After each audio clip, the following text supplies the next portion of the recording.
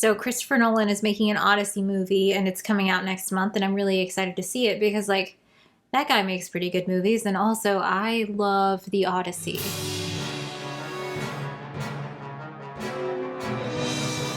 I got introduced to Greek mythology by this book, The Yellow Book. Do you know what I'm talking about? It's marketed towards children. A whole lot of rape in this book, but I remember reading this as like one of the first books I ever read. Like over and over again I would read it. And then I went to the library and I was like, more of this please. And I found the section and I got the Odyssey. I think I read the Fitzgerald version when I was like 7. So I'm sure all of it, I'm sure I understood 0% of it. It just went straight over my head, but I did in fact love it, and I have read it many times since. My favorite translation is newer. No one will be surprised. I feel like I've talked about it on this channel before. Emily Wilson. Oh. Emily Wilson's translation of the Odyssey. And honestly, at what point does marking a little post-it become just absolute nonsense? The reason I have all these is because I was reading also a new translation. I got the Penguin's Classics version, translated by E.V. Rue, R-I-E-U. This wasn't my favorite, but I was marking the points where I wanted to read the same lines in a different version. My real notes are only on the top, so don't judge me.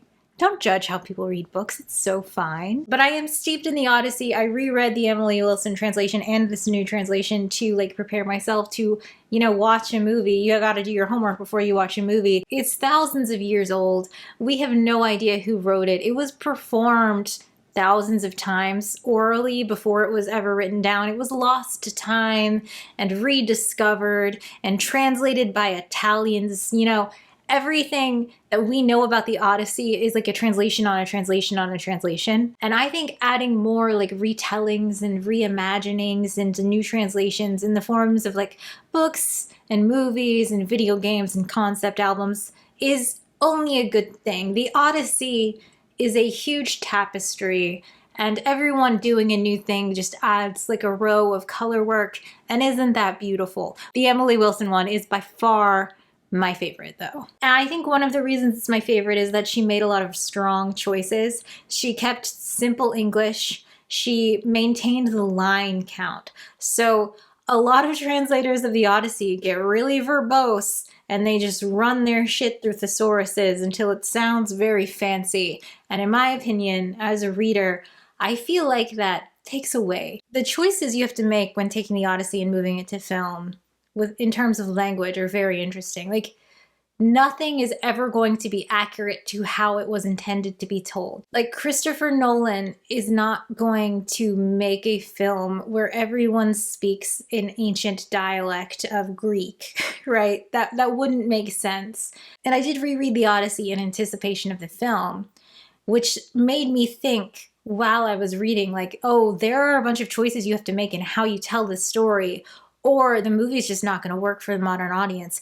But also, I had intended to make a video of my Muppet fan cast of the Muppet version of the Odyssey, which I took very fucking seriously, and I just realized this is a very hard movie to make. You have so many choices to make on what you do with certain interpretations of the characters, and if you do it, you're gonna piss off people who really like the Odyssey. So I've made a list. I've made a list of 5 choices you have to make when turning the Odyssey into a movie, and I would also like to predict what Christopher Nolan is going to do.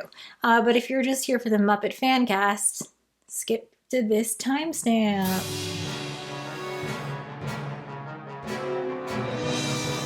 Okay, do we have to do the whole countdown number thing? This is just a book video. I guess it makes sense for the chapters to have that little interstitial. That's fine. It's so fine. I should probably summarize the Odyssey. So the Odyssey is a poem. It takes place 20 years after the beginning of the Trojan War. So the Trojan War takes place in the Iliad, which is a different story. Here, it is 20 years later. Odysseus left his home, where he is the king of Ithaca, to fight in the Trojan War. That war ended 10 years ago, and he has not made it back in the 10 years since. What he has done is been trapped on an island with a witch for like 7 years, And then he had this whole adventure, right? Like his crew fights a Cyclops and blinds the Cyclops. They receive a magic bag of wind and all sorts of things, right? His crew gets turned into pigs. He falls in love with Circe. He stays on her island for a year before restarting his journey home. Lots of things have happened. 20 years later, he does finally get home. And meanwhile, Penelope, his wife, has been taking care of his estate as the queen of Ithaca. She's been raising their son, who was an infant when he left. The war ends. Menelaus and Helen go back to their kingdom. Nestor is back. Like, lots of people have come back, but there's no news of Odysseus. A couple years after that, the Ithaca people are kind of like, okay, Odysseus is not coming back. And 108 young men move into Penelope's house in order to be like, we're your suitors. You have to choose one of us to marry. And if you've heard of Penelope in the Odyssey, you've probably heard of this part where she's weaving a tapestry and she's like, once I'm done with this, I'll choose someone to marry. And she unweaves it. Penelope and Odysseus' son, Telemachus, is like becoming a man. He's like 20 and he's like, this fucking sucks for me. My father is dead. All these suitors are here eating us out of house and home. My mother won't choose one and get the fuck out of my hair so I can run this house. What am I going to do? So he goes on an adventure. He sees Nestor and Menelaus, two like surrogate dads who are like, you got to go fight for your right, son. And he comes back and he meets Odysseus, who's also made it back. Together they hatch a plan. They murder all the suitors. End of story. That's basically it. I don't know. It's hard. It's a big book. There's a lot of stuff that happens. I skipped a bunch of stuff. Athena is going around helping him all the time. Poseidon, the god of the sea, is really pissed at him, which is why he can't get home. There's that whole element. That's basically the story. I'm sure you know of it. Isn't there a Wishbone episode? You've seen the Odyssey. It's so fine. It's that story. So we're in a list of the choices you have to make when you're taking the Odyssey and you are translating it, reimagining it, retelling it to a new audience. And the first choice you have to make, I think, is how much fantasy are you going to do? This is the story of a man, right? A man wants to get home.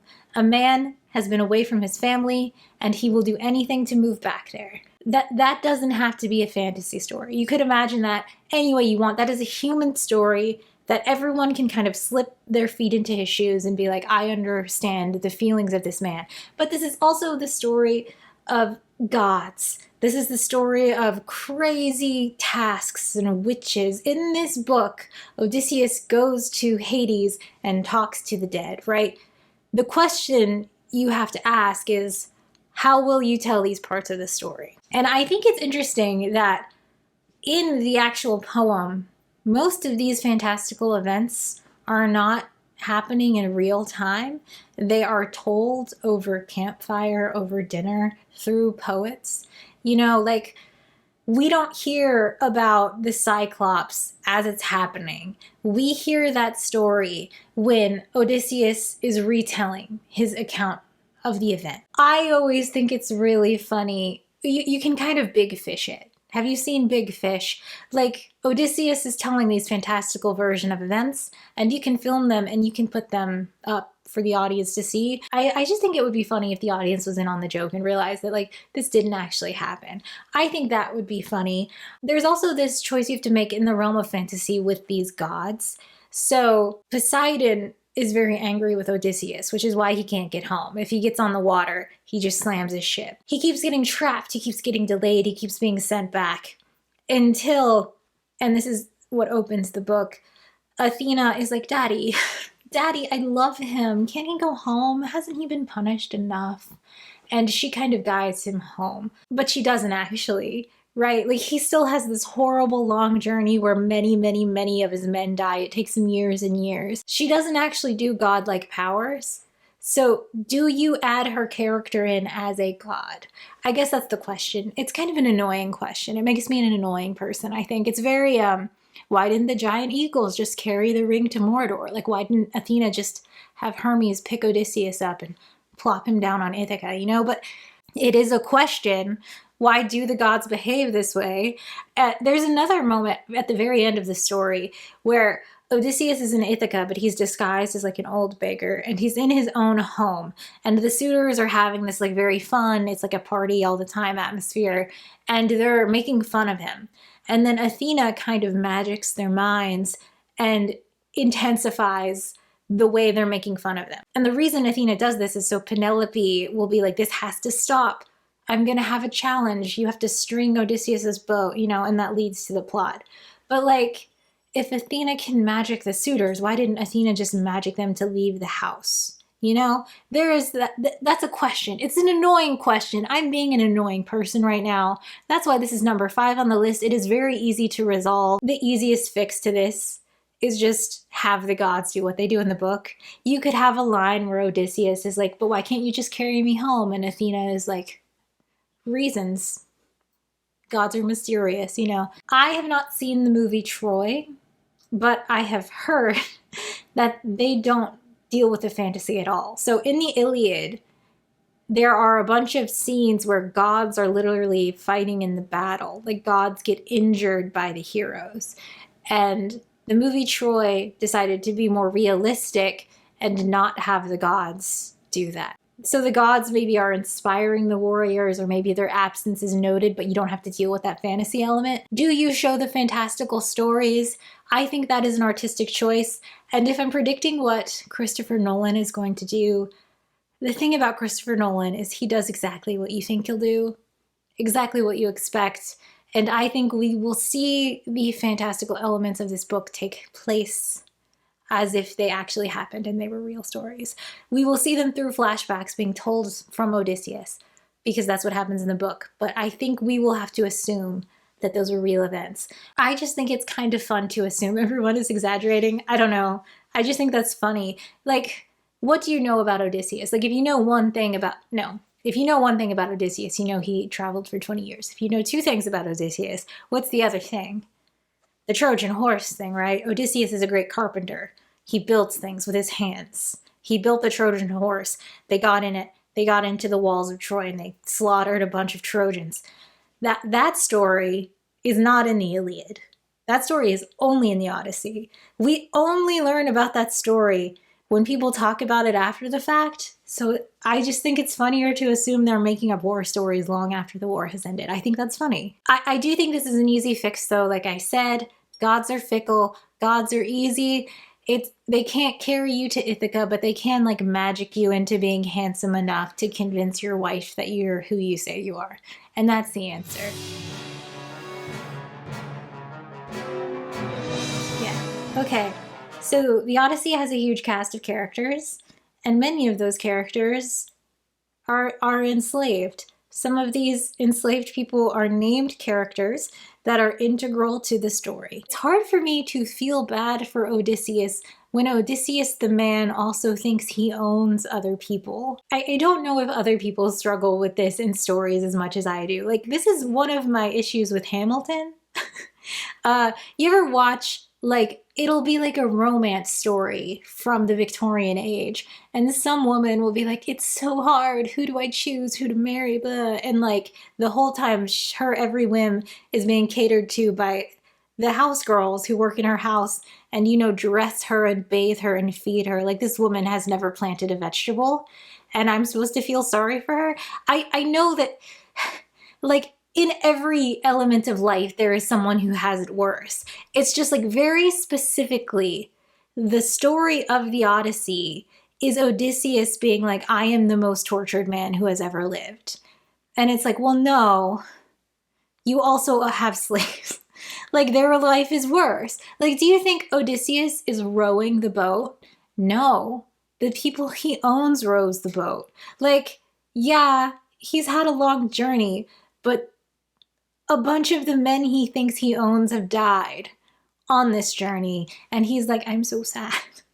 I counted them. There are 3 times in this play where Odysseus or Penelope are listening to a story, the life story coming from an enslaved person that they think they own. And it's really sad. Like Emmaus, the pig herder at the end of the story, he tells Odysseus, like Odysseus is in costume, in disguise as an old man, and he's like, I just wish my master was back. He was such a good master. And Odysseus is like, well, what are you all about? And he's like, listen, I used to own people too. I came from a very wealthy family. My slave had taken me. She was my nanny to the beach to play.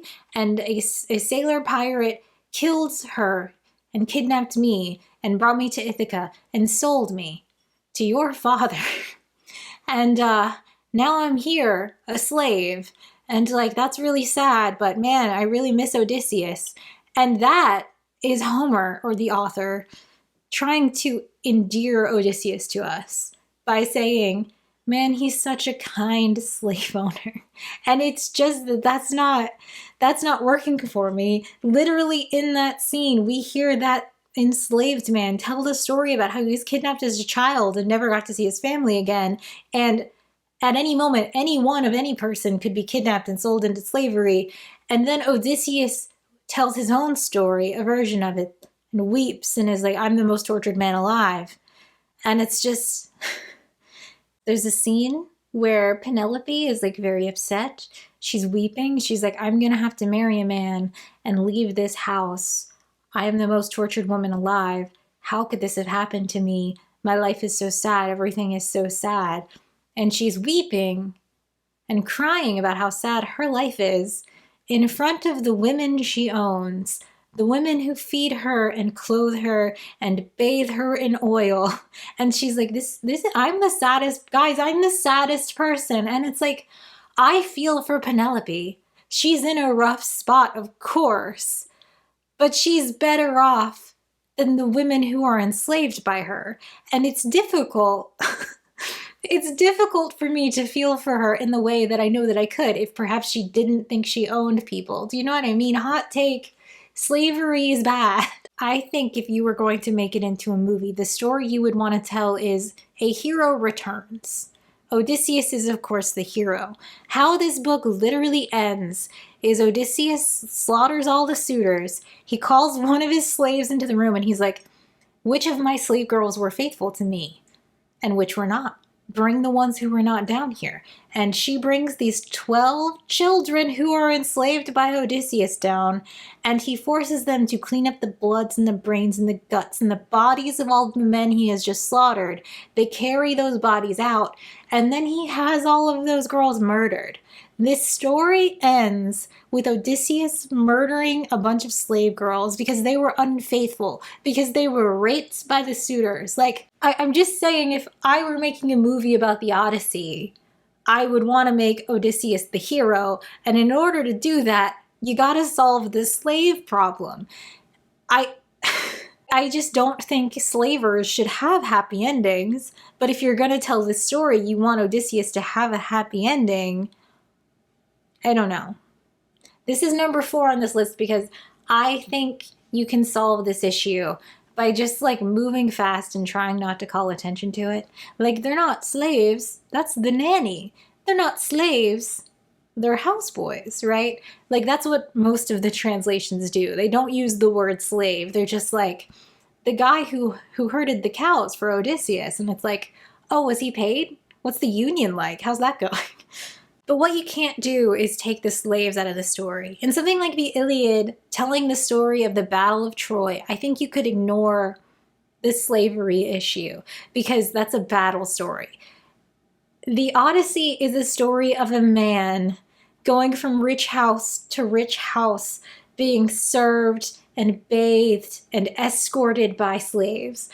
There is not a scene in this book where a slave isn't pouring wine or serving or carrying gifts or dousing someone in oil. You can't remove them from the story because otherwise the story would be empty. Like, Telemachus shows up at Menelaus and Helen's house and there's a giant feast, but there's no one in the room. Like, who prepared the feast? You need people there. But like I said, I think you can just move fast and try to ignore it.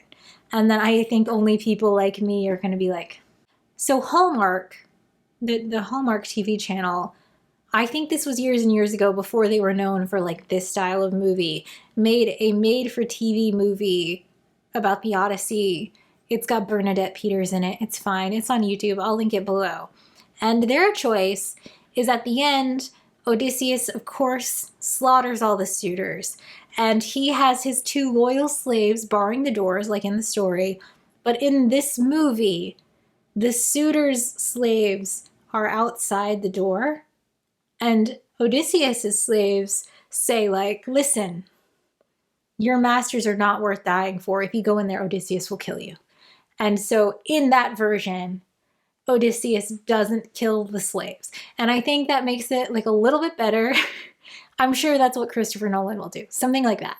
I think that's what's going to happen. Anyway, I discovered this movie, this version of the Odyssey, because I was Googling Muppet version of the Odyssey just to see if it had already come up. Like maybe there was a short on the Muppet Show or something that I wasn't remembering. And Jim Henson did like the puppets for the monsters in this movie, which was really cool. But I discovered from the comments on this video that Christopher Nolan's The Odyssey is the movie of the year that the stupid racists have decided they're not going to see, that they're just going to be like, it scares me that you made Helen of Troy a beautiful black woman. I'm scared. I'm a little baby. I can't handle it. I'm going to type comments. I'm a fucking loser. Anyway, yeah, so there's that. Whatever. My prediction is that Christopher Nolan will have the slaves. He won't call them slaves and he won't mention it, but also there will never be a scene where Odysseus, Penelope, or Telemachus are mad or bad towards their slaves. That is, I think, how that he will do it. Just, for me, it's still going to be a problem, but I think if he moves fast enough, most people won't notice. I think the public perception of the Odyssey as a story is man on a journey to get home to his wife and son. It is seen as this great love story about a man who will do anything. It's been 20 years and he will do anything to get back to his beautiful, lovely Penelope. And Penelope has sat there waiting, doing nothing else but waiting for the love of her life to return. She comes up with all these schemes to keep the suitors at bay because she knows that Odysseus is alive. They have some sort of spiritual connection because they are so in love. And when you read the poem, it's not really like that in any way at all. It's just, it's so not a love story that once you start thinking about it while you're reading, you can't ever think of it as a love story. I will say this happened to me for the first time. I think I just assumed they were so in love that anytime I read the words before, I was like, of course they're in love. In the introduction of this book, Emily Wilson is like, they don't really seem that concerned with each other. And I was like, what? That's not how the story is. And then I read that with that frame in mind. They're not concerned with each other. Odysseus wants to get home so he can be king of Ithaca. That's basically it. He's trapped by Calypso. He's basically enslaved by her. He's being raped by her. He doesn't want to be there.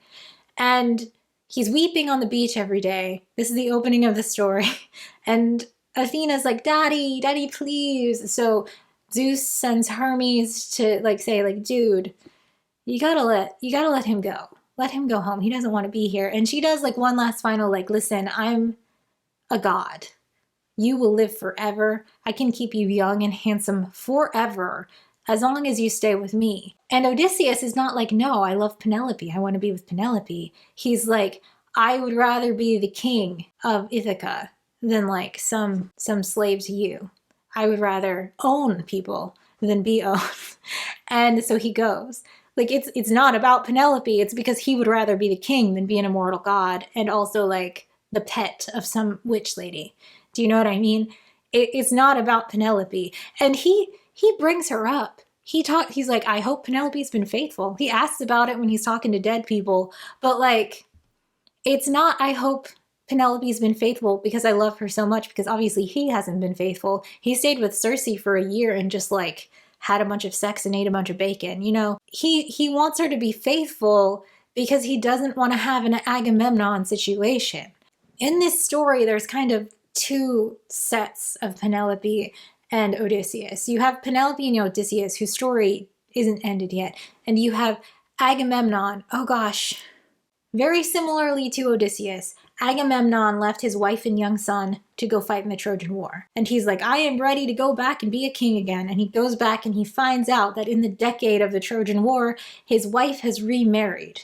And he walks into the precipice of his home and his wife and her new husband kill him. And then, in an act of revenge, Agamemnon's son kills his mother and her new husband. And that story is what is on Odysseus' mind his whole journey. He's like, if Penelope hasn't been faithful, I will have to kill her before she kills me. And that's not a love story. It's not a love story. Penelope is often like, she doesn't get a lot of words, actually. She doesn't get to say a lot of words. But when she does say words, she's like, if God like Odysseus was here, this wouldn't be happening. If God like Odysseus was here, I would not have to leave my home. She's really concerned with leaving her home. If she has to marry someone, she will be taken from her home and put in some new home. And she doesn't want that. And honestly, I feel for her. That is her situation. She is deciding between her life and her son's life. The thing she should do is get married and leave Telemachus his inheritance, right? He's the king of Ithaca now. He has all this stuff. And as soon as she gets married to someone else, she's kind of announcing like, okay, Odysseus has died.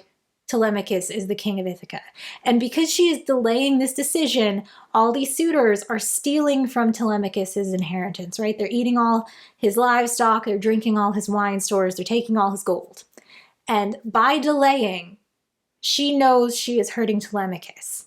It's not actually selfish. In the story, she feels like she's being selfish by delaying this decision because choosing to marry someone else is going into the unknown, like they might be abusive. She might not have as nice a house. She's really concerned about the house. She is not, I love Odysseus so much. He's the love of my life. I can't wait till he gets back. She is like, if Odysseus was here, I would not have to be making this choice. Like, I feel for her. I understand why she has to make this choice and why it's very difficult and why she would be delaying and why she also feels guilty about delaying that choice. But that's not a love story. It's not a love story. It's just not. It's just not. And again, I think this is really easy to fix, and I bet Christopher Nolan will just make it a love story because that's what the people expect. People expect it to be a love story. So instead of Odysseus being like, I just want to be a king in Ithaca, he's going to be like, man, I fucking love Penelope. And Penelope, instead of being like, I don't want to leave my house, it's going to be like, I believe Odysseus will come back. And even though that's not true to the work, I think it's fine. Okay, I'm going to tell you something embarrassing, which is that I, of course, read the Odyssey when I was a very young child, and I read it with my eyes, and I didn't say the words out loud. And so a lot of these names, I am fighting so hard to do what I think is the correct pronunciation, and not the pronunciation I used for the first 30 years of my life. For example, Telemachus, Penelope, Helen has a daughter, Hermione. I learned this one after people started reading Harry Potter and they started talking about Hermione. So Hermione is what I would say. This one is the worst because I still want to pronounce it this way. Poseidon. If I'm ever talking about Poseidon, you will see me stop talking and pause while I focus with my whole heart and chest to say the word Poseidon and not Poseidon. Because that's how I pronounced it in my head for the longest time. I don't know. It's just like when you learn words through reading, you just get a pronunciation in your head. Anyway, Telemachus is a very weird character. Telemachus is a 20-year-old adult man. He acts like a baby. It is not until 20 years of missing Odysseus that Telemachus is like, I've got to go get some help. And he gets a boat, and with Athena's help, he gets taken to Menelaus and Helen's house and King Nestor's house, where they give him fatherly advice of like, dude, you gotta stand up for yourself. You can't let these suitors steal all your stuff. And it's like, really? Why did it take them that long? Like, the war ended when Telemachus was 10. He's had a decade to realize your dad's not coming back, these suitors are stealing your shit, and you're going to have to be a man and get them out of your house, you know? And he's never done that. The thing about the suitors is that they must be like about the same age as Telemachus, right? Because in the Christopher Nolan movie, Telemachus is played by Tom Holland, who is 30. He looks young, but he doesn't look 20. Age is so important to this story because time is so important to this story. Telemachus is very specifically 20, which means that he came of age, presumably knowing and being told by all the adults in his life that he would eventually have to fight all the men who have like rooted themselves into his house. Presumably he has known that. And yet he acts very surprised to be like, I guess I should go ask Menelaus for advice. It's really weird. It's weird how childlike Telemachus is because he is 20. He is an adult man. I mean, how old is Odysseus? Probably 40, right? 45? Like, when Odysseus went to Troy for war, he was the king of Ithaca. He was also probably Telemachus's age, right? Age is so important to this story, and Telemachus is an adult who acts like a little baby boy. It's very strange, especially when you realize that the suitors in his house must be about the same age. In the movie, the main suitor is played by Robert Pattinson, who, again, very handsome, very talented, just like Tom Holland, but he's like 40. And that is too... If the suitors were 40, they wouldn't be suitors, because 20 years ago when the Trojan War started, they would have gone to war. Do you know what I mean? The suitors also have to be like 20, 25. Like, time is so important to this story. They have to be young, which explains their behavior. They are young and impulsive, and they want their own wealth. They want to steal it from Odysseus because he's gone, which is why they're camped out. They're rash and youthful, and so is Telemachus, which is why it's weird. Telemachus is just a very weird character. And it kind of makes sense, because the story is called the Odyssey, right? This is the story of Odysseus returning home. This is not the story of Telemachus becoming a man and accepting his responsibility and owning his own life, because Odysseus has to come back. It cannot be the story of Telemachus, because it is the story of Odysseus. Isn't that... It's weird, right? Like, okay, narratively, when you have children, you are no longer the protagonist. You are like the origin story, right? In a traditional story, this would be the story of Telemachus taking control of his life, and, you know, he slaughters the suitors, and then maybe when Odysseus comes home, he welcomes him with open arms. But this is not the story of Telemachus. This is the story of Odysseus. So Telemachus has to be a baby. He has to be a little kid. He has to be unable to do anything because Odysseus needs to come back and be the hero, and it just makes him a really weird character. Like, he's talking back to his mom. He's like, stop crying, it's making you ugly, and stuff. There's a scene in this story where they've been insulting the homeless man that's actually Odysseus. And so Penelope is like, this must end. This has to end. I will have a challenge. You string Odysseus's bow, you shoot through the 12 axe handles, and whoever wins has my hand, right?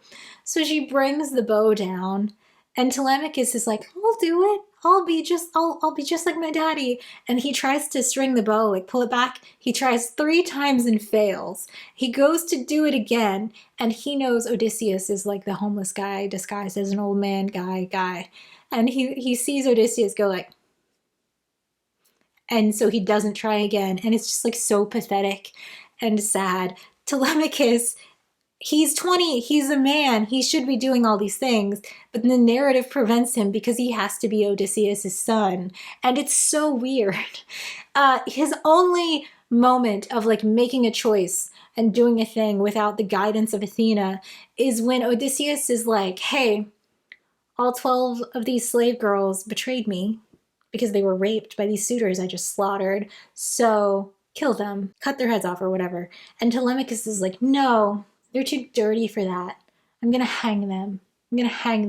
This guy sucks.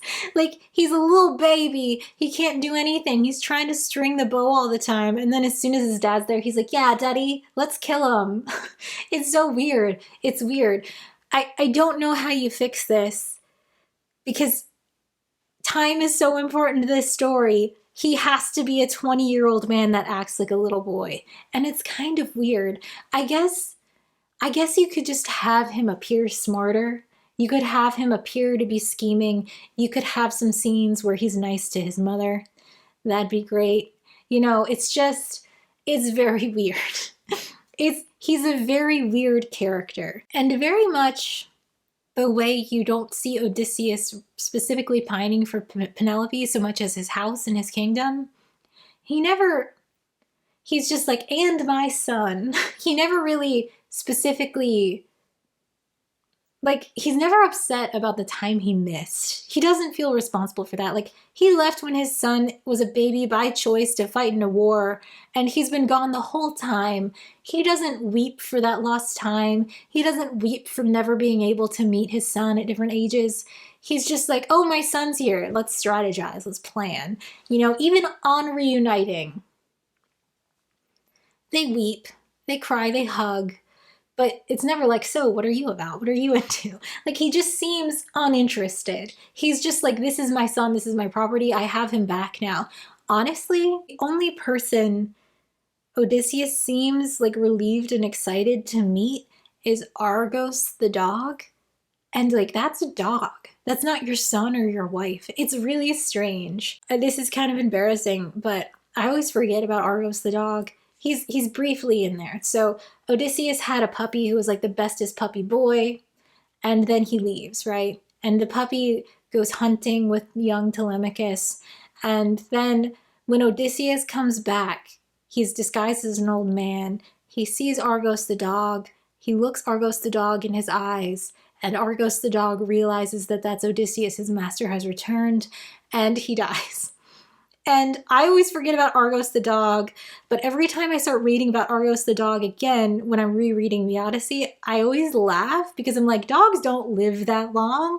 What a silly idea, a 20-year-old dog. And this time on this reread, I Googled it to be like, what are people saying about Argos the dog, you guys? Argos the dog is considered one of the most poignant, saddest, most emotional descriptions of like a human feeling in the history of the written word. People love Argos the dog. I'm an asshole. I'm so shitty. So I reread the Argos the dog section, and it is really lovely. It is a lovely testament to humans and dogs and like man's best friend. It's just dogs don't live that long. It doesn't make sense to me. But throughout the book, Odysseus shows more care and love to Argos the dog than anyone else. Anyone else. He shows an appreciation for the dog. He is sad about the death of the dog. Way more than he is excited to see Penelope or Telemachus again. Okay, my prediction for Christopher Nolan's version of Telemachus is that you make him a little bit smarter. You make him kinder to his mom. You make him like scheming and planning. Way more involved than in the book. In the book, Athena's like, dude, she's disguised as mentor. She's like, dude, you gotta like get a boat and go talk to some people and get some advice. Like, what are you doing? And he's like, okay, I guess I'll do that. And it's not until his father returns that he's like, I would love to be in charge. I'd love to take like a managerial role in slaughtering the slave girls we own. That'd be great. Like, those are his only two moments. So I think Christopher Nolan, like I said, make him smarter, make him more involved in the decisions he's making, make him nicer to his mom. And of course, no one will mention or call them slaves, so he won't kill the slave girls at the end. Perhaps even he takes a role in killing the suitors. Okay, here's a prediction. Maybe Telemachus kills, is it Antonius? Who's the main? I think it's Antonius, the guy who's going to be played by Robert Pattinson. So maybe Odysseus kills all the other suitors. Maybe Telemachus takes an initiative and kills one of the suitors. That's my prediction. But other than that, I think they're just going to make him a more normal dude and not the weirdo that's in the book, because Telemachus is such a weird character. Okay, so this is just my opinion, but I think the version of the Odyssey that people want is one where Odysseus is like a capital H hero, right? And if the slave owning isn't an issue for you, if you just breeze past that and it's like he's the master of the house, there's still, like, Odysseus just fucking sucks. Like, he is responsible for so many deaths. Like, all these men he brought to Troy, of course, get slaughtered. There are, like, 3 different versions of crews he has where, like, the Cyclops situation. They're on the boat. and they're starving and they don't have any wind, and they see the Cyclops Island and they see all the sheep, and they're like, let's go steal some sheep. And they go into the Cyclops cave, and there's all this stuff there, and the men are like, let's get this and get out of here. And Odysseus is like, I want to see what this is all about. I just want to see what it's all about. And the Cyclops, of course, you know the story. He comes in, he puts a boulder on the entrance, they're stuck in there. The Cyclops starts eating the crew, and Odysseus like blinds him, and then he has to open the door and scream, I am nobody. You get it. You've heard the story. But like, if Odysseus had just left when his crew said, let's get out of here, they would have had all the supplies and no one would have died, and he wouldn't have to blind this innocent man. I feel so hard for the Cyclops. He's just a guy. He's just a guy living, and Odysseus stabbed him in the eye. Odysseus sucks. He's constantly making decisions like that. Like, he receives this warning about the sirens, and they're like, you gotta earwax it, man, unless you want to listen. Unless you want to listen, you can listen. And Odysseus is like, I would love to listen. And it's like, why? Why are you risking these men's lives? Stop it. He's landed on, what is it? Phaeacia? The king of Phaeacia is listening to Odysseus's tale, where he's constantly getting men killed. And this dude is like, well, it is our honor and our duty to give you a ship with all of these gifts, and 52 of my finest men will take you to Ithaca. So they load up with the gifts. For some reason, he's asleep. The men unload Odysseus on Ithaca, at the beach of Ithaca. They unload all his gold and prizes, and then they head back. And Poseidon is like, what the fuck? You're not supposed to take him home. This is my enemy. And he turns all those men into stone. And Odysseus knew that shit would happen. And he's like, yeah, cool, just give me a ship. That's great. Give me a ship. It's great. I don't care if these 52 men die. Like, he just sucks. He's never thinking about anything besides himself and getting home so he can be king. It's not about his family. He's like, I'm the saddest man alive. Everything just keeps happening to me. And it's like, well, you gave your men a bag of wind and you were like, this will get us home, but don't open it. I'm going to go to sleep. Like, you keep making really bad decisions. You kind of suck, Odysseus. You're the worst. He doesn't care about Penelope or Telemachus. He cares a little bit about Argos the dog. All he wants is to be king of Ithaca with a bunch of gold and an immovable wooden bed that he fashioned out of his own hands. Like, he's just like a pirate. He just goes to places with ships full of men and sacks the towns and steals the jewels and the golds and the women and makes new slaves. Like, he talks about it at the end of the book. He's like, well, if I don't have any treasures, I guess I'll kill the suitors. I'll kill Penelope if she was unfaithful. And then I'll rest up, and then I'll gather some men and we'll go sack some towns and get some gold back, build my stores back up. And it's like, that's not a good person. And I feel like if you're making a movie, you want him to be a good person. So you would have to change that. And I don't know how you change all the stories Odysseus tells about himself without making fans of the Odyssey very mad. Do you know what I mean?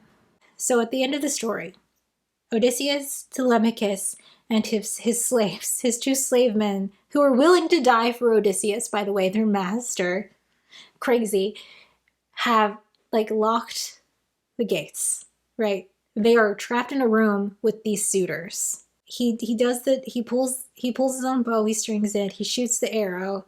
Everyone's like, what? And like Penelope's like laughing, like, of course I don't have to marry this guy. I'm gonna go to bed. And it is at that moment that Odysseus stands up. Athena makes him taller and younger and stronger version of original Odysseus. He strips naked.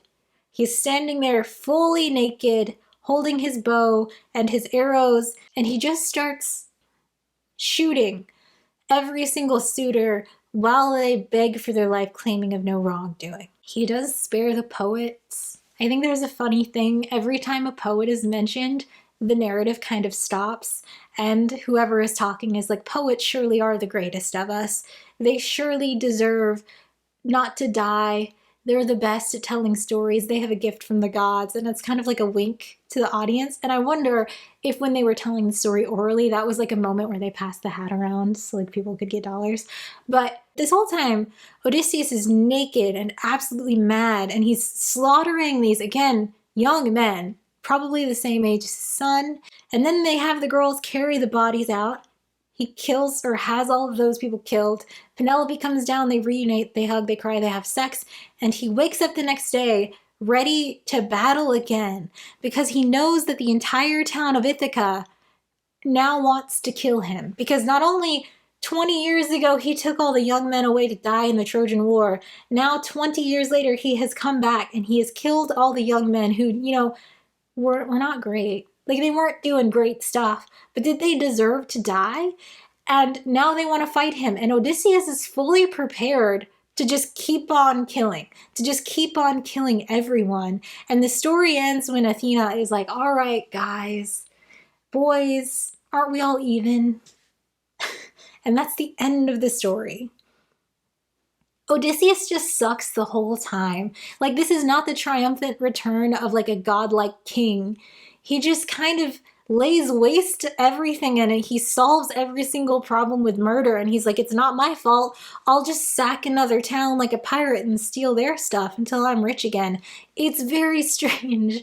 The way this story is in the popular culture as like, man loves his family and will do anything to return home is just not what the story is. And I think that's so interesting.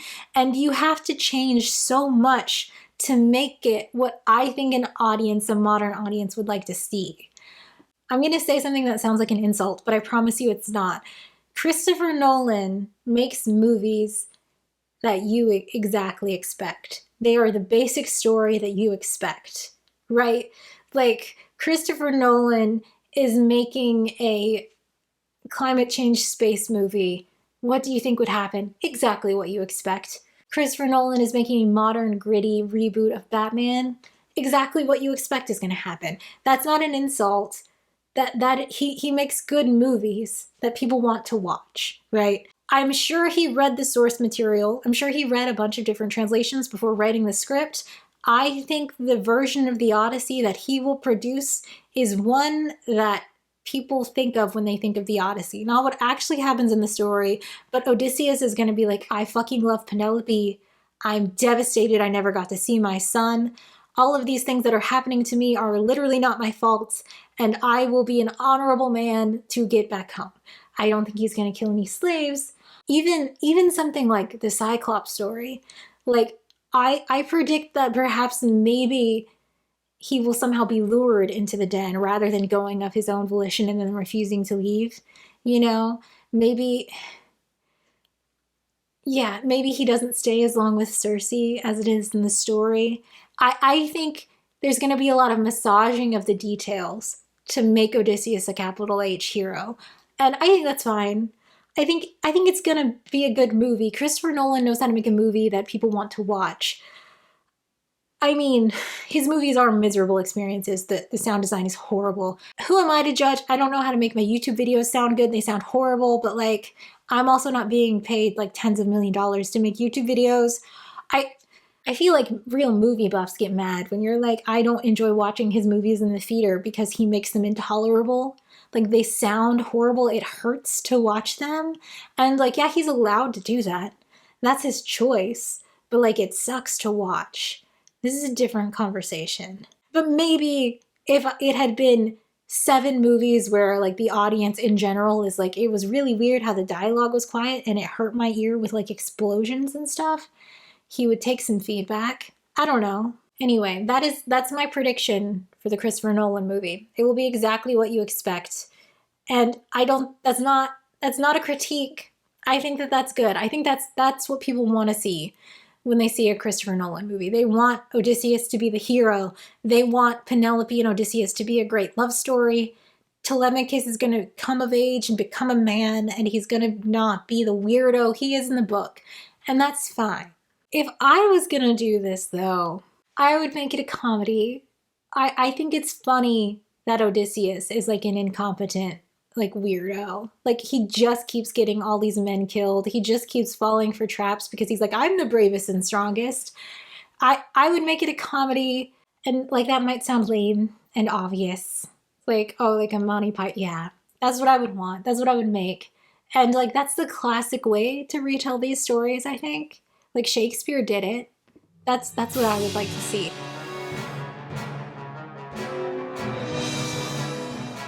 There are so many questions you have to answer when you're trying to make a Muppet movie, just like when you're trying to do an Odyssey retelling. Isn't that interesting?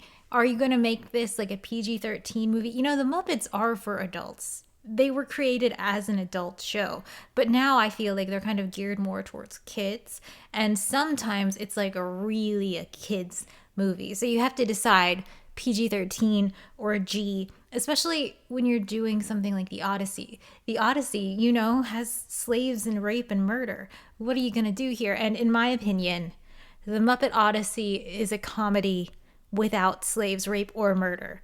So you're telling the same story, but you're rethinking how the plot is accomplished. So you might think, obviously, Kermit is going to be Odysseus, but I kind of struggled with this because I thought Odysseus would be interesting as a main character. Like the same way in A Muppet Christmas Carol, your main character is a human actor. Like maybe you have a human man interacting with all these Muppets, but I landed on Kermit is, of course, Odysseus. He is our capital H hero. He's going to be trying to get home, you know, to his loving son, Telemachus, who will be played by his nephew, Robin, just because, you know, he's also a frog. I also think Robin is uniquely annoying and would be great as an annoying character like Telemachus. That leaves, of course, Miss Piggy to be Penelope. I love the idea of Miss Piggy as Penelope. She's just waiting at home for her Kermie, but also I believe she would really enjoy the attention from all the suitors. So, like, does she actually want him to come home or not? You know? Who will play the gods? Great question. I think because it's a Muppet movie, because we have access to puppetry in this film, we need all the fantastical elements to be visualized with puppets and characters. I think we need to make the Muppet Odyssey movie as high fantasy as possible, which means we need to cast the gods. And the most important god in this story is, of course, Poseidon, who I would love to cast as Gonzo. I mean, he's blue, he's of the sea, it's so fine. And of course, Gonzo always plays a very important role in Muppet movies. Like, he is usually the audience's like communicator, the audience's eyes in the story. He's often breaking the fourth wall and talking to the audience or narrating the story for us or telling us information we didn't know. I think Gonzo would be great as Poseidon because he can tell the audience what the gods are saying, because obviously Kermit as Odysseus is not party to their conversations. The second most important god in this story is probably Athena. She's responsible for Odysseus being able to make it home. She talks to her father, Zeus, and she's like, we gotta let this guy get home. She helps Telemachus get a boat and go on a journey to talk to his father figures. She is often there. What if Athena was also played by Gonzo, but in like a wig? And maybe because of her powers of illusion, she appears to Kermit and Telemachus as like a beautiful woman, but she's just Gonzo. The same Gonzo who's still communicating with the audience. I think that's funny and fun, and in fact, why not? Zeus could also just be Gonzo. Every single god is Gonzo, appearing different in the eyes of the Muppets they're appearing to, but for us, the audience, you know, nudge nudge, wink wink, this is our narrator. There's an issue because when you have a Gonzo in your Muppet movie, you also want a Rizzo. So hear me out. Hermes, the messenger of the gods, is Rizzo. So we have Gonzo explaining the story to Rizzo, but Rizzo is going around communicating with the humans. Like, he's sending the messages. He's flying around doing the bidding of Gonzo. He's probably like a little bit annoyed by that. Lots of jokes, lots of fun. I think this is a really good idea. I hope that this happens. I hope Disney hires me to make a Muppet Odyssey film. Okay, so let's cast the rest of these characters, starting with the people at home in Ithaca. Laertes is Odysseus' father. I don't think I've talked about him in this video yet so far. He lives on a farm that's like close to Odysseus' property, but he's not. They talk about him, like the slaves. It sucks that there are just like slaves in this story. Odysseus' slaves go and check on their old master, Larides, who's like living in filth. Like he's not washing, he's just absolutely devastated. He's prematurely aged. There's a scene in the poem where Odysseus has already been reintroduced to his son and Penelope. He's already back in charge of his home, and he goes to see his aging father again in disguise. He tricks this old man and to make sure he's still faithful to his son, and it's just upsetting. It seems needless. Like, this man is sad and lonely and just in a deep depression of grief. And Odysseus is like, I'm just going to be a clever little duck and I'm going to dress up. And it's just so annoying. I don't like it. I almost don't want Larides in the movie at all because it's too sad. But if we're thinking of who it could be, we want to have a faithful-ish adaptation. You could have Statler and Waldorf, right? Like our resident oldies. Like they would be crotchety and annoying and old, but I kind of want to save them for a different character. Just grab a Kermit, like an old Kermit puppet, and plop it in there if you need this part of the story. I honestly think it can be cut because it just makes Odysseus look very mean. Obviously, in the Muppet version of this movie, Kermit would just walk up to Larides and be like, hey, old man, and they would hug and be happy and there would be jokes. We wouldn't do tricking the old man who's been devastated for 20 years. His wife has died. His home has been taken over. We're not going to trick that man. That's not kind, Odysseus. In this movie, we wouldn't do that. Argos the dog can be Camilla the chicken just because I don't know where else to put her, and I love her and she can't be absent from this film. I guess she could be Hera. But if Hera appears, I want her to also just be Gonzo. So Camilla the chicken is Argos. Obviously, she will see Kermit, Odysseus, and she will feign death, but she wouldn't actually die because she's a silly little chicken. Okay, now let's cast the suitors. And here I think let's get a human actor, because the humans acting with Muppets is just comical. I want to see a human-sized person acting against Muppet-sized tables and wine goblets and stuff. Perhaps when Odysseus must string his bow, it is also Kermit-sized, and it's very funny that these grown men cannot do it. Here, as the main suitor, I've cast Jacob Tremblay. He's an actor. He was a child actor, but now he's an adult, I think. He was in Room. He's a very good actor, but also he's very young, right? The suitors have to be like 20. I've already went over this. It doesn't make sense if they're over 25 because they would have died in the war instead. These people have to be very young. This guy has to match Robin the Frog in age. It has to be a young actor. Why not Jacob Tremblay? He's still doing it and he's still great. Great. For the other suitors, I was imagining Miss Piggy really enjoying their attention, and I thought back to previous Muppet iterations. And of course, in Muppet Treasure Island, she is on an island with all these pig suitors who worship her like a queen or a god. And I thought, why not them? In fact, the Muppet Odyssey would be very similar to Muppet Treasure Island in a lot of ways. It's a story on the sea. It is a story about pirates. It is a story about family. Do we even need a Muppet Odyssey? I say absolutely yes. Disney, please hire me. Please let me talk about Muppets as a job. The suitors here are not what we would think of when we think of Greek. So they will be in togas. They will be Greek guys instead of island guys here. We have staff, in quotes, of the Odysseus home because, of course, these are not slaves. In this version of the story, these people are employed. He has a chef on staff. We would absolutely have to have the talking vegetables. And because the suitors are always partying, I do think Dr. Teeth and his band would, of course, be there playing some party music. There would be lots of funny moments where the music stops because something out of pocket or weird happens. And I think lots of room for jokes here.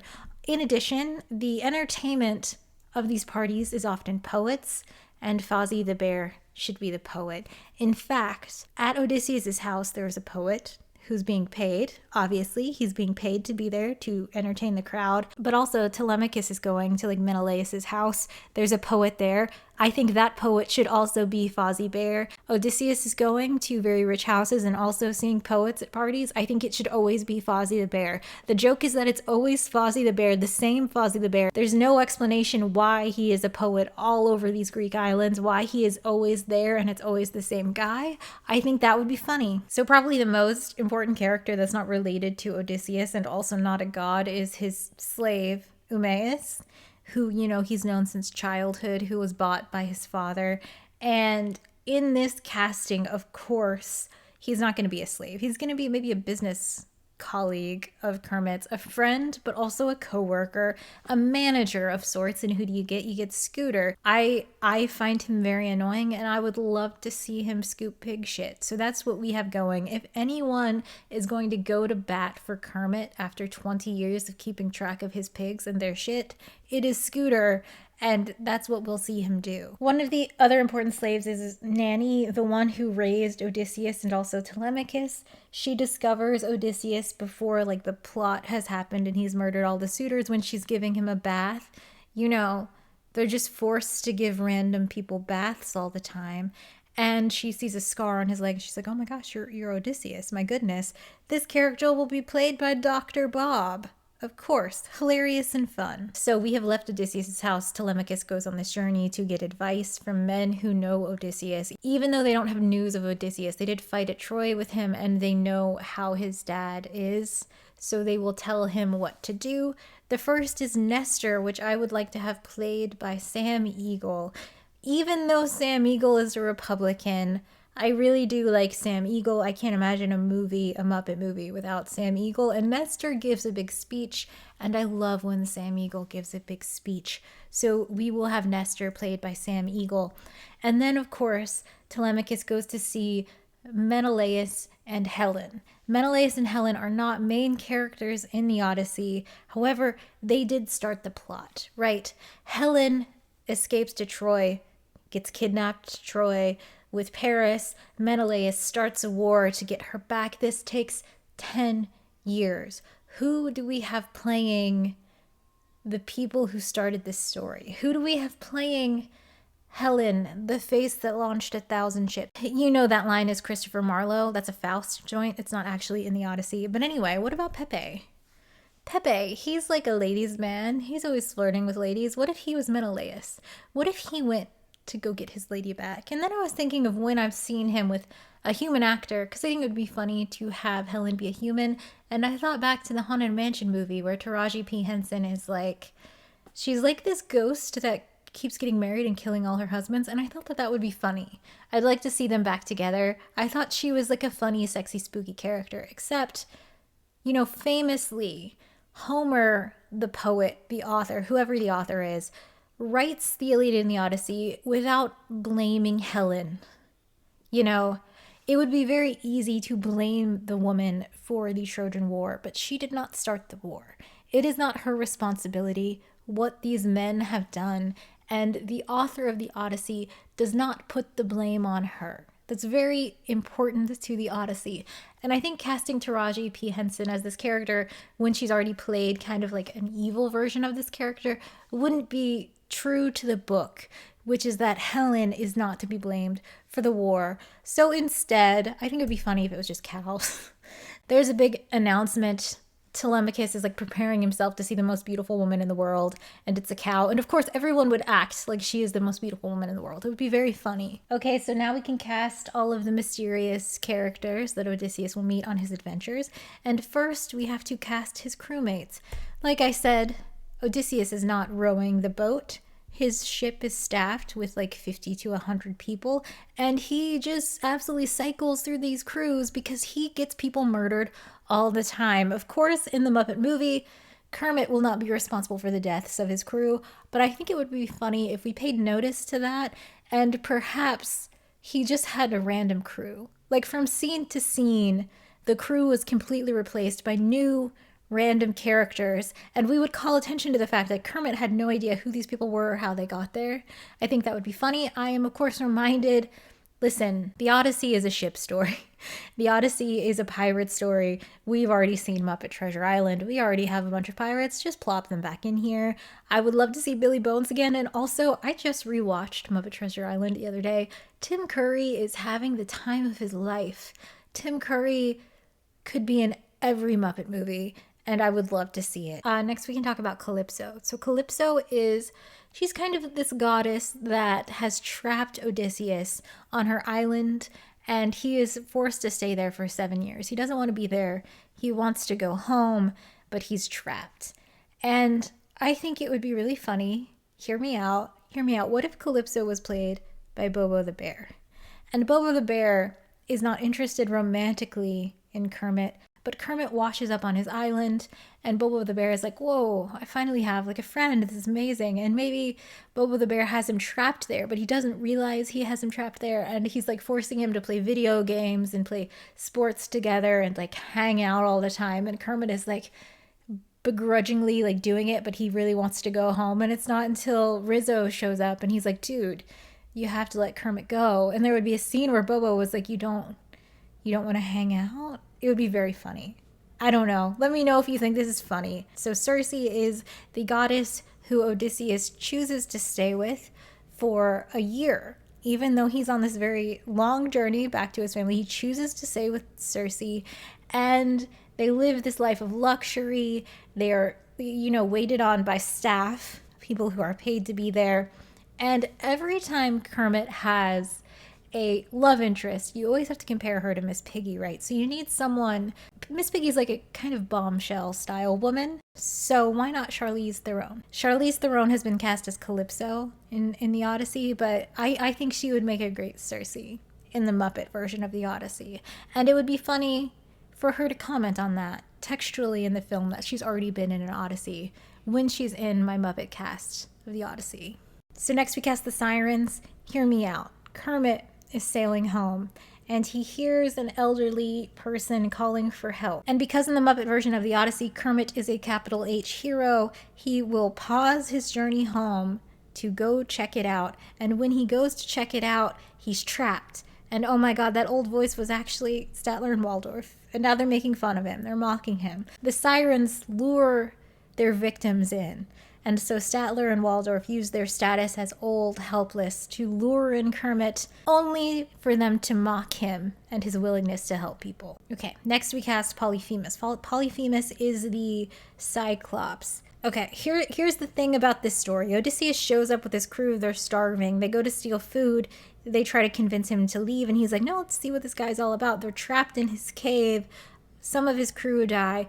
Odysseus blinds him, and he tricks him into being like, I'm nobody. And so when he opens the cave and the Polyphemus, the Cyclops, comes out, he's like, nobody hurt me, right? And then Odysseus and crew get back on the boat, and Odysseus screams like, tell everyone I'm the one who did it. Tell them Odysseus was here and he blinded you. And that's why Odysseus sucks, you guys, because Odysseus knows that Polyphemus is the son, the most loved son of Poseidon, the god of the sea. And you were bragging about blinding the son of the god of the sea while you were on a ship, knowing you were about to start a long journey. You have doomed your whole crew, you absolute monster. Obviously, Kermit would never do that. That would never happen in a Muppet movie. So instead, what if Polyphemus was just a misunderstood giant, like Sweetums?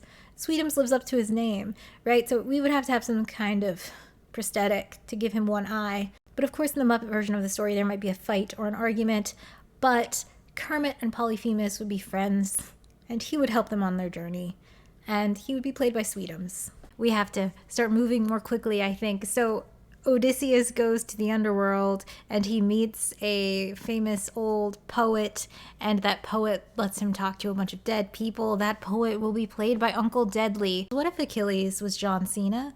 That would be fun. I mean, why not? Also, while he is in the underworld, he meets Agamemnon. I have mentioned previously that Agamemnon and his wife Clytemnestra are kind of like mirror versions of Odysseus and Penelope. So I think in the Muppet movie, we should have Agamemnon and Clytemnestra played by Kermit and Miss Piggy, but maybe with like mustaches or like slightly different costumes, because they are the same characters. They're just this different version, like this what if version of what could happen. So Clytemnestra's new husband would be played by the suitor, the human suitor that we had earlier, and the son, Orestes, that goes ahead and kills his mother and her new husband in vengeance, would be played by Robin. Would we show this on screen? Absolutely not. But maybe how in the spirit world, Odysseus sees dead Agamemnon and sees maybe his future, we would have Kermit seeing a version of his future that looks like a little bit Kermit-like. Like they would be played by the same character. I think, you know, it's like symmetry, it rhymes. The Phaeacians are the ones who get Odysseus home. So Odysseus winds up on the beach. He's naked. He has nothing of this island. And the beautiful daughter of the king and queen of this island see him. Her name's Arit. And she like kind of tells him how to get in the good graces of her parents. I would love if this woman was played by Zendaya. I do just think it would be funny if this Muppet movie actually existed and some of the cast overlapped and they commented on how they had seen this world before. You know, she was Athena and now she's Arit. Arit's parents, the king and queen, are the ones who listen to Odysseus' tale. This is how we learn all the things. We learn about the Trojan horse. We learn about the Cyclops. You know, we learn all these stories while he is telling them to the king and queen. And hear me out. What if the king and queen were Bunsen and Beaker? Bunsen and Beaker have their lovely daughter Zendaya, and they listen to Odysseus' tale and they give him a ship. That would be funny. I feel like I've lost the plot a little bit. There's just one more. So you have this giant set of monsters that go together. You have to go through it. You know, you have to go right through the middle. You can choose to die in the whirlpool. You can choose to have your men picked off by the multi-headed dragon, of course. I know you're thinking this guy. But the thing is that this guy is a Sesame Street Muppet. And Sesame Street Muppets are not the Muppets. The Muppets are a totally different set of characters. Sesame Street Muppets cannot leave Sesame Street. The only Muppet that can go to Sesame Street and leave is Kermit. The thing is, like, sometimes you start talking about the Muppets and people are like, yeah, I love Grover. And it's like, listen, I love Grover too. I love the Sesame Street Muppets, but we're not talking about the Sesame Street Muppets. We're talking about the Muppets. You can't do this to me. So hear me out, animal heads. Just animal heads on all of them. That would be funny. No words spoken, just crazy animal noises. And the giant whirlpool, the newsman. You know, he's kind of like giving a weather report. He's like just in a very single tone newscaster voice discussing how he would love to eat the ship. I think that would be funny. And I think that's the end. That's the end of my Muppet Odyssey. When I heard that this was being made into a movie, I told my partner, I was like, Christopher Nolan's making the Odyssey. That's kind of exciting, right? That should be good. And he says to me, I always confused Christopher Nolan with James Cameron. Which one's the Avatar and which one's Interstellar? And I told him and we talked about it, but I was thinking like, holy shit, would I love to see a James Cameron version of the Odyssey? That is a man who knows the terror of the sea. That is a man who could make a 3-hour movie about a guy having to get home by boat, and I would fucking love it. I would love every second of James Cameron's The Odyssey. I love The Odyssey. Christopher Nolan is a competent filmmaker. I'm sure it's going to be a good movie. I'm going to go watch it, probably. I mean, I might go to the theater. I might wait for it to be on streaming. That's the level I'm at for this movie. But James Cameron's The Odyssey, what is that tweet? Like, I'm seated. I would be seated. You have my attention, Christopher Nolan, but James Cameron, I would love a James Cameron The Odyssey. But you get what you get, and you don't get upset, right? So